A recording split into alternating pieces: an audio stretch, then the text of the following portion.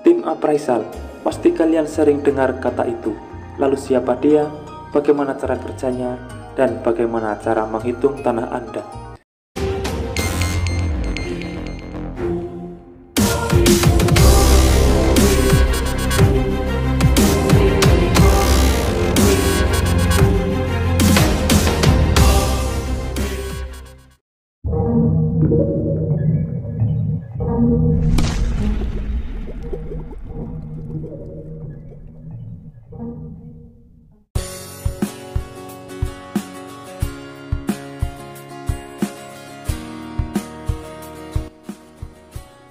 Appraisal adalah proses penaksiran harga rumah sebelum dibeli, dijual, atau dilelangkan.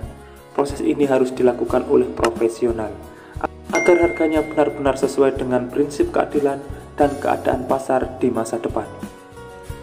Penerapan appraisal adalah suatu yang sangat umum di dunia pembebasan lahan karena bersinggungan langsung dengan lahan milik warga.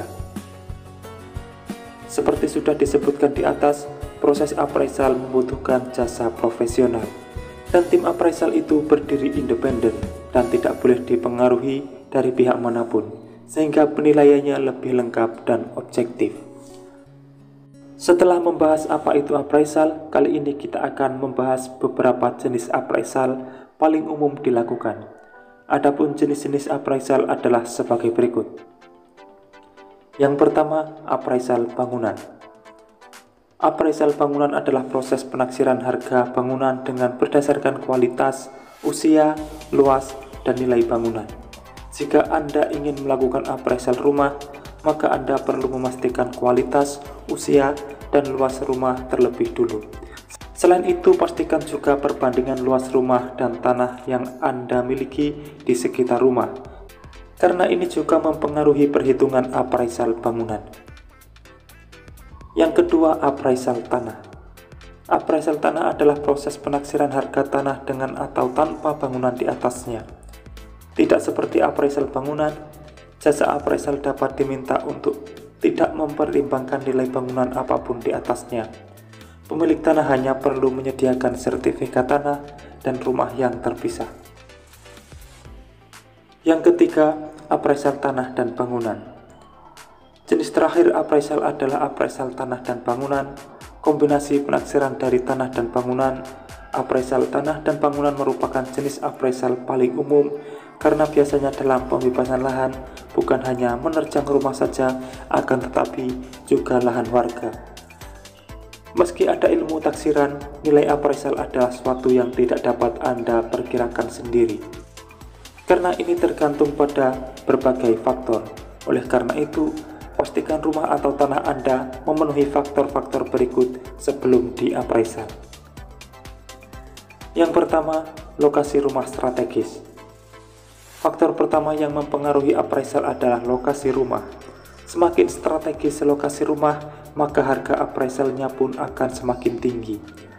Strategis tidaknya rumah ditentukan oleh beberapa hal, misalnya kedekatan dengan jalan, fasilitas umum di sekitar, dan rendahnya intensitas bencana. Yang kedua, akses menuju alamat mudah. Faktor berikutnya yang mempengaruhi appraisal adalah kemudahan akses menuju alamat rumah atau tanah.